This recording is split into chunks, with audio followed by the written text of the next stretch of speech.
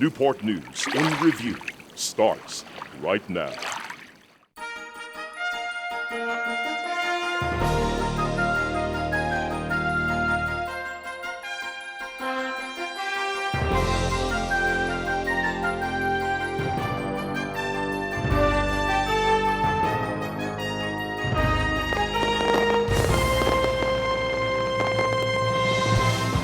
Hello, I'm Aaron Pritchett, and welcome to this edition of Newport News in Review for the month of October 2011.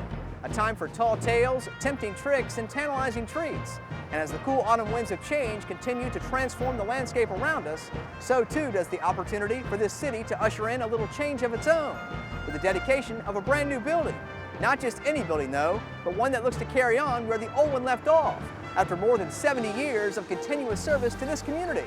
As we bring the show to you from the brand new Newport News Fire Department's Fire Station Number 3, located along Jefferson Avenue and Hemlock Road, in the Midtown section of Newport News. It's a place that represents so much to so many. To some, a new beginning. To others, a tearful goodbye to what once was.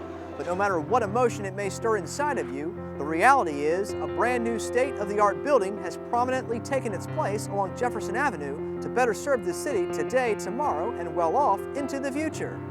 But don't let this building's modern appearance, strong brick facade, and a well-planned layout fool you. Because for the Newport News Fire Department's new Fire Station Number 3, this is not the beginning by any means, but more along the lines of the next chapter for a station that most associate with this. Historic Fire Station Number 3 along Main Street in Hilton Village that has proudly served the city continuously for almost a century, and in doing so, finding a special place in the hearts of many who helped to breathe life into this department so many years ago. Hilton Village, the nation's first planned federal war housing project that came to be due to a severe housing shortage during World War I, was underway by the spring of 1918. In an effort to help keep workers at nearby Newport News Shipbuilding hard at work, doing what they do best, building ships, in an effort to help support the war. But with an emergency housing project of this magnitude that included over 200 acres of clearing woodlands and strategically building hundreds of English-style houses, it soon became evident that fire protection was a necessity.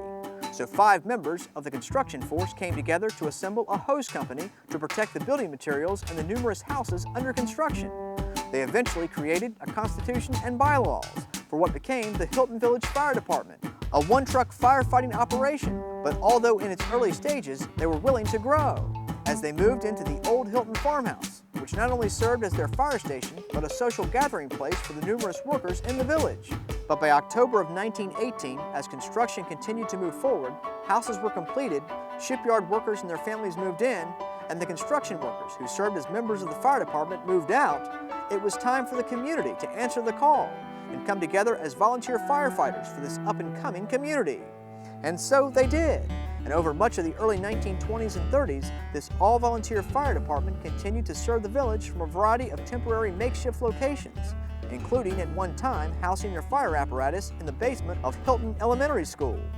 But despite their ever-present growing pains, they received the best news of all in 1937, as they finally found a place to permanently call home, thanks to the Warwick County Board of Supervisors, who authorized the construction of the Warwick County Fire Department, a 2-story building that indeed set the scene for fighting fires and saving lives for the next 74 years. And through a few slight name changes, countless numbers of firefighters that have come and gone, the monumental transition from being an all-volunteer to a highly trained professional firefighters organization, and finally the consolidation between Warwick County and the city of Newport News, Hilton Village Fire Station Number 3 has remained an integral part of this community, its residents, and the city as a whole.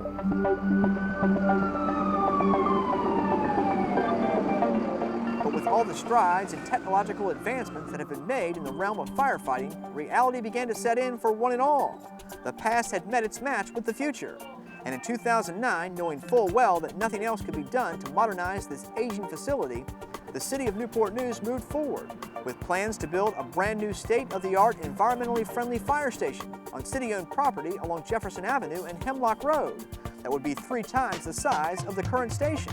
And thanks to a $2.6 million federal stimulus grant to help reduce the city's financial commitment to the project, And months of round-the-clock construction, the project came in way ahead of schedule and under budget. And today marks the turning of the page and on to the next chapter as the new Fire Station number 3 continues on its incredible journey of providing an invaluable service to the citizens. Of course, in a different time and place, but never forgetting the past and the quaint little community of Hilton Village that brought it to life so many years ago. We are proud to feature the brand new Fire Station number 3 and thank the brave men and women of the Newport News Fire Department for their tireless dedication as they strive to fight fires and save lives day and night, 365 days of the year. Well, October has been another busy month, so let's take a look at what's been going on right here in the city of Newport News. This is something you probably don't want to get caught up in on any given day, but they are there for your safety, and now they have a whole new way of making their presence known. That's if you can spot them, as the Newport News Police Department takes to the street on a brand new set of impressive wheels that will indeed help in the effort to deter your need for speed. It's our time to shine, as the city of Newport News gets a little national exposure and a prime opportunity to shine the light on the powerful relationship between local government and existing business in the midst of uncertain times. And this is your mayor hard at work, as he takes time out of his busy schedule to connect with the future, as an exciting new program takes off thanks to a unique relationship with one neighboring city to introduce and emphasize the importance of reading, and it's making a difference one book at a time. A good relationship is everything, especially when two cities decide to come together to work as one, by combining their resources and finding unique ways to make a difference in the community. And it can be as easy as taking the time to sit down, open a good book, and read to children. As the mayors of both the city of Newport News and the city of Hampton recently came together for an exciting announcement at Watkins Early Childhood Center that will help to build a strong literacy foundation for the future. Good morning, everyone. This is such a happy and wonderful day. I'm so proud of what the Mayor's Book Club has accomplished in Hampton. We read to over 4,000 children every month in Hampton. We've given away over 50,000 books, and over 44,000 of those books have gone home with preschool-age children. And we all know how important early literacy is, and we live in a community that is rich and has a lot to offer, and for all of us to join together and try to solve our early literacy problems in our community is a really wonderful thing. I am so thrilled that this day has finally arrived.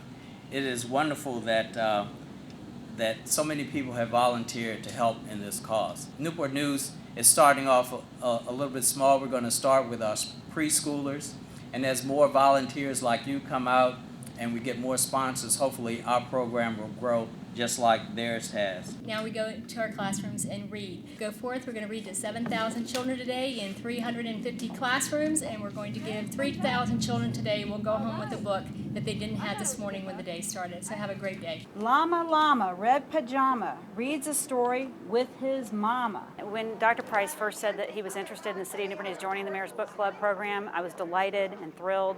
And the City of Newport News has just welcomed us with open arms and worked with us as a team. And we think it's great. And we think it's the first step in many regional efforts that we're going to work on together. Llama Llama, Red Pajama, gets 2 kisses from his mama. This is extremely important, and I am extremely happy to be a part of this. You know, I often quote, it's not often that logic and politics are in the same sentence, but this was just so politically correct to do in a regional effort and so sound for us to do, because our kids are going to benefit from this. And when our kids benefit, the whole society benefits. Llama Llama, Red Pajama, hollers loudly for his mama. See him yelling, "Mama!" It's just been a tremendous success from the first day. We started reading to children in Hampton 3 years ago.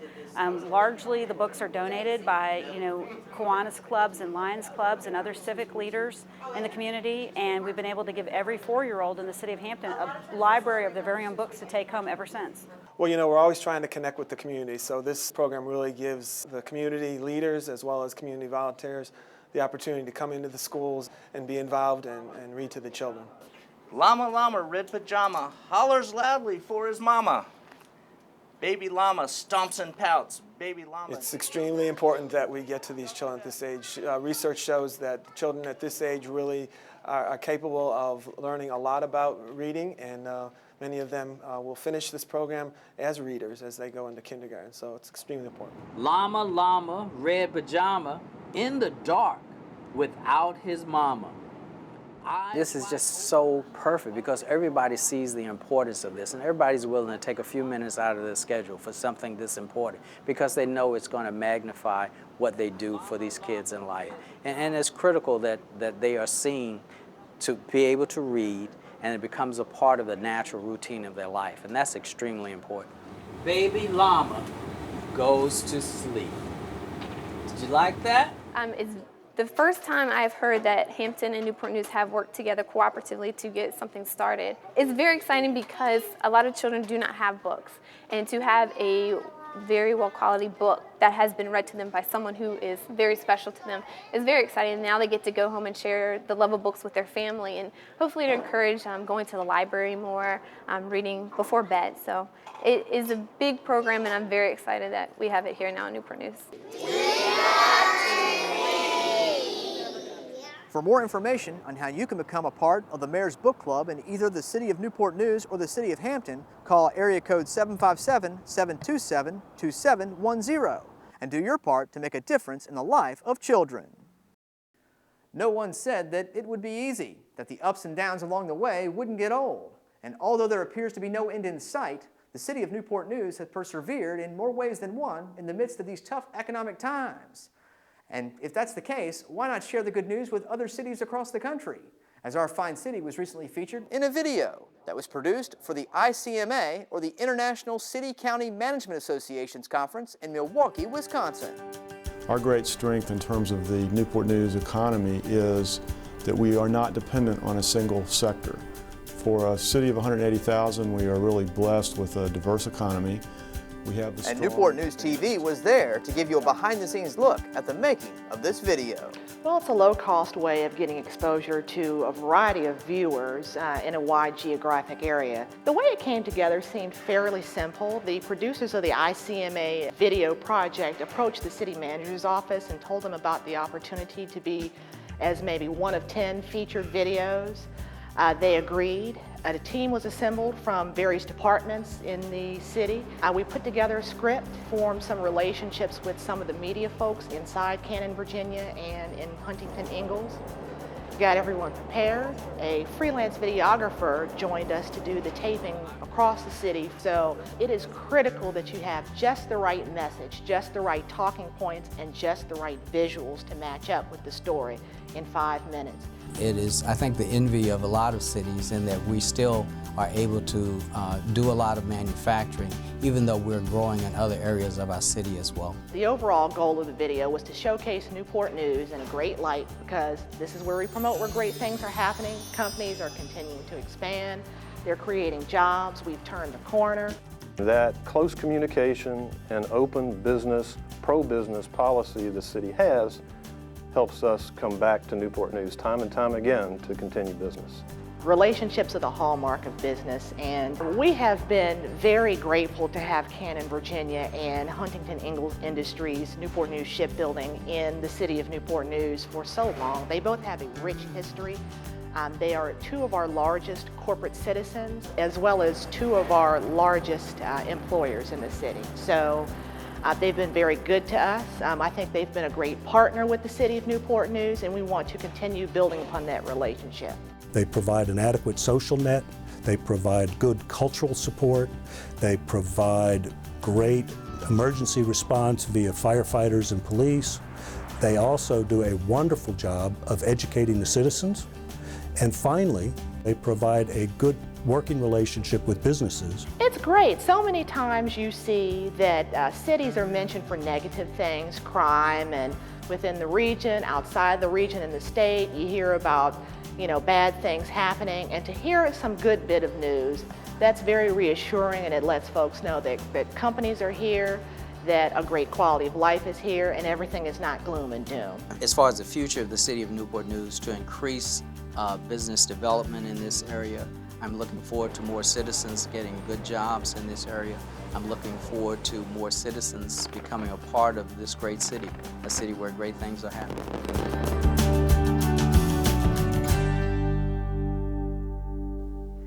Some say they're out to get you. Others say it's a great way to control that need for speed. But if you think for 1 minute that you can spot them from a mile away like you're used to, you better think again.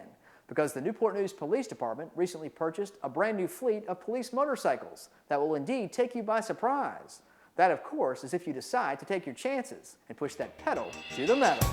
We got a sneak peek of these new motorcycles earlier this year while at Newport News Vehicle and Equipment Services. And at first glance, these Kawasaki 1400cc Concours sports bikes are sleek, intimidating, and black as night compared to their white BMW predecessors. But even brand new needed a little tender loving care from our ASE certified technicians in the shop, as they upfitted the bikes with plenty of beneficial, cost-saving, and state-of-the-art equipment, including a hands-free radio package and other custom-fitted accessories. But that was then, and this is now.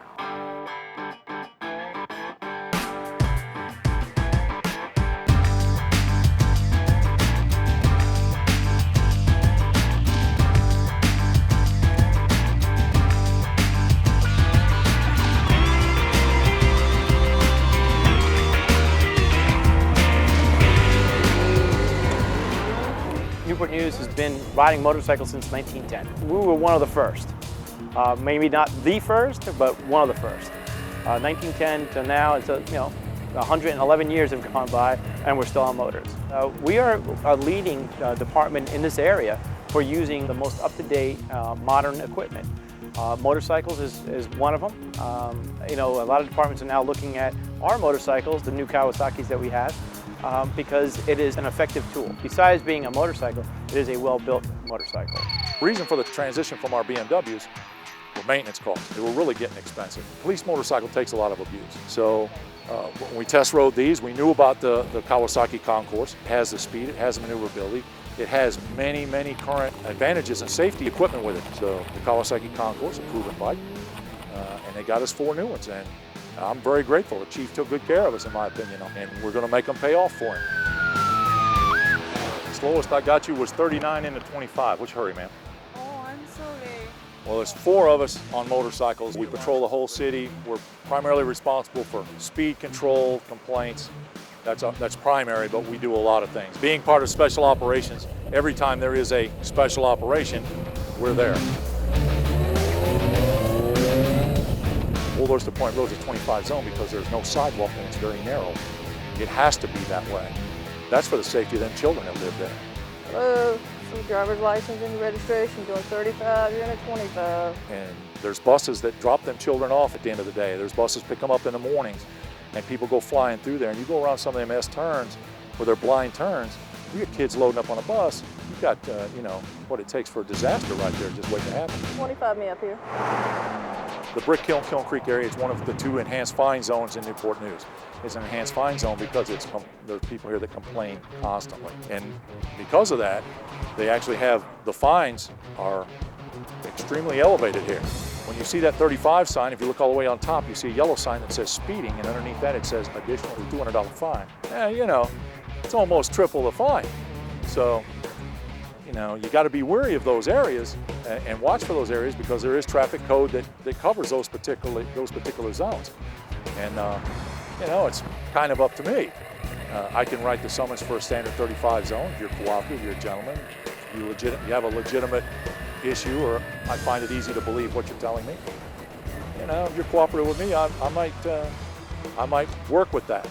Or if you're not so cooperative and you just, maybe you're having a really bad day and you want to put some of it off on me, well, then I have the option of this higher zone fee or the code, and it'll get real expensive. But again, and the judges know we do this. We've talked to the judges about it, and they agree with us. But I will say this: normally in an area like this, at least half the summonses we write in a complaint area are the people that live in that area. That's the judges know that too. Our primary job is not writing tickets, so it's a part we have to do, but mostly we are out here to ensure safety of pedestrians and traffic and keep the speed down in the neighborhood, like Hilton here. 1225 in the area. And I rarely ever stop the same person twice. Most people, like I said, are on their way to work, And you know, it's a busy environment we live in, a hustle bustle. And people are on their way to work, and they're sincerely not, they don't mean to speed. It's not malicious or anything. And please slow down. It's school's in session. Watch those signs and flashing lights. We will be at the bus stops, and it's a big ticket. It's going to be one of the worst tickets in your life. If we stop you at a bus stop, it's generally for reckless driving. And so you're going to be going to court over that. So keep in mind children's safety and be careful out there. Nothing lasts forever, but the memories will indeed last a lifetime. And through it all, it's important to remember the past, live for the present, and embrace the future. And that is indeed the case for our beloved Newport News Fire Station number 3. I enjoyed Hilton. I spent about 8 or 10 years in Hilton, and I love Hilton Village. We didn't have the convenience of all of the city, but it was just a very enjoyable place to work. In the old days, we didn't have air conditioning. We had bunk beds upstairs. A shift on the bottom bunk, B shift on the top. The equipment, the training that they have now was beyond our comprehension in the 1950s. We used what were really glorified hearses for ambulances. We had World War II surplus fire trucks, and our training was adequate for the time, but it was nothing like what they have today. It's like anything in life. You know, you hate to see the old station shut down, but it was long past its prime. And to have a new station that will last for our lifetimes and then some more it's what progress is about. Ladies and gentlemen, honored guests and colleagues, good afternoon. I'm Battalion Chief Jay Culpepper, and it's my distinct privilege to preside over today's ribbon-cutting ceremony for our new Fire Station number 3. On behalf of the Newport News Fire Department, I would like to welcome all of you and thank you for coming and joining us to officially open Fire Station number 3. I'm ecstatic that we've gotten here. This is a 12-year journey, and you know, once the commitment was made by City Council that we're going to move forward with the fire station, it was just a perfect storm that the stimulus money and the American Recovery and Reinvestment Act became available, that we were able to successfully get that the building started construction at such a time that it ended, where here we are in Fire Prevention Week, that we can dedicate the facility and open it up is just the perfect storm. The fact that we're able to give our employees a modern 21st century work facility is, to me, the greatest benefit. These guys have been living in substandard conditions for far too long. I'm not sure how they're adjusting to coming in here, because their old facility had a smaller footprint than the Bay Area outside. So they're truly going to have to take some time to get used to stretching out a little bit and enjoying the space. And this facility, this brand new, beautiful facility, shows the city's dedication to providing the very best that we possibly can to our firefighters. You do a wonderful job. People don't thank you often enough. But I want people to know, as they drive by here each day, that they can be reassured that you are ready and waiting to serve this community. I think this is great. It took 35, 36 years to finally get this. It's a vast improvement over what we had, technology being what it is. And another 20, 30 years, it's going to be even greater. Well, I just hope it does the job that it's here for, and I'm sure it will. And we hope everything will work out fine. It's a great feeling. I mean, I've always been appreciative of the community. It is the taxpayers that look out for us, and it's very gratifying to move in this area and support them, because if it wasn't for them, we wouldn't be here. And it is just from moving into the old station to here, I mean, it's a dream come true. You may now cut the ribbon.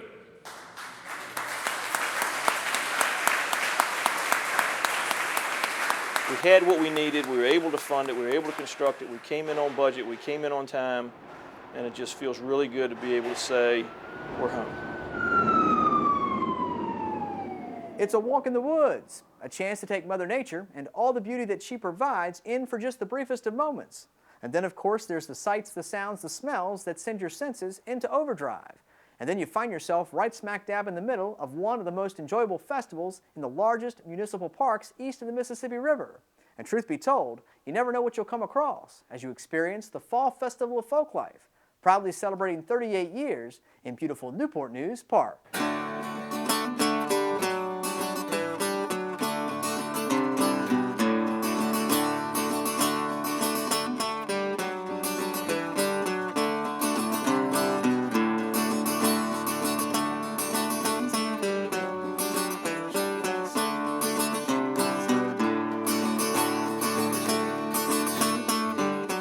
After a long hot summer, a hurricane, and a lot of rainy weather, here we are at the 38th annual Newport News Fall Festival of Folklife, and what a beautiful time of the year. And we have great weather, great crafts, great entertainment, and a lot for the whole family. Yeah, you're doing great. Yeah. See, it's all about the snap. So one of the most important things about what we're celebrating today is Folklife, and that's passing on traditional folk. This is the work of the folk. We're going to pick this whole thing up and smash it down. Woo! I'm making a bottle opener right now, and I intend to fully field test it tonight. It's a good opportunity for folks of all different disciplines to get together and show off what they can do and meet people. Like, look, we got folks here who've I've never talked to before. I like dealing with people. Even you, sir. Not sure. I just think everybody loves the way they taste, and everybody comes back just for turkey legs. Oh, it's the best festival out around. The staff out here is great to work with, and one of the better festivals to come to. Turkey leg. Over 2 days, we have about 70,000 people, which is amazing. We get them in and out pretty safely and quickly, and I think they're very pleased. We have a lot of repeat customers, a lot of new ones every year too. It's a real regional audience, and I think they go away pretty happy.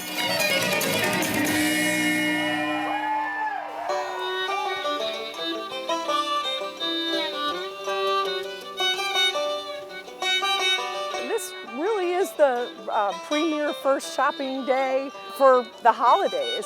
People use Fall Festival to get all those goodies for the holidays, whether it's food items or decorative items or gifts.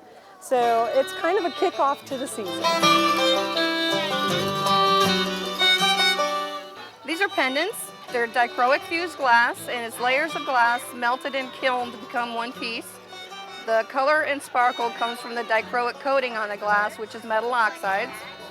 To get the designs inside, I etch the dichroic coating off. And everything's fired at least twice, and I grind the edges between firing. And it's fun. I really like doing this. I really like the colors. I started out doing woodworking, and I wanted something with more color, so this is pretty much it. I'm sort of addicted to doing it. I can't stop making it, that's why I've got so many.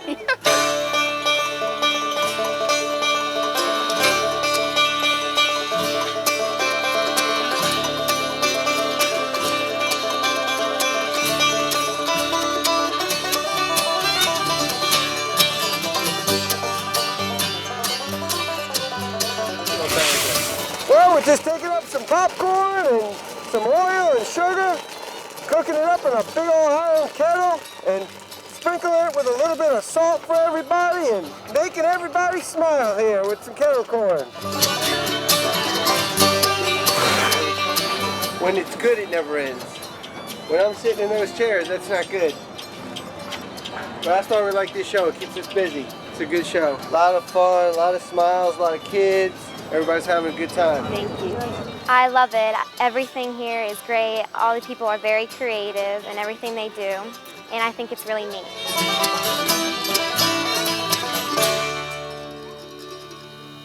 Well, that's about all the time we have for you this month. We hope you've enjoyed this edition of Newport News in Review, as we've helped to introduce you to the new Fire Station number 3 and the next chapter in a long history of continuous dedicated fire service to this community. And as always, on behalf of everyone here at Newport News TV, whether you're watching us on TV or online at nngov.com, Facebook, or YouTube, thanks for watching. And we'll see you here real soon for the November edition of Newport News in Review, right here on Newport News Television.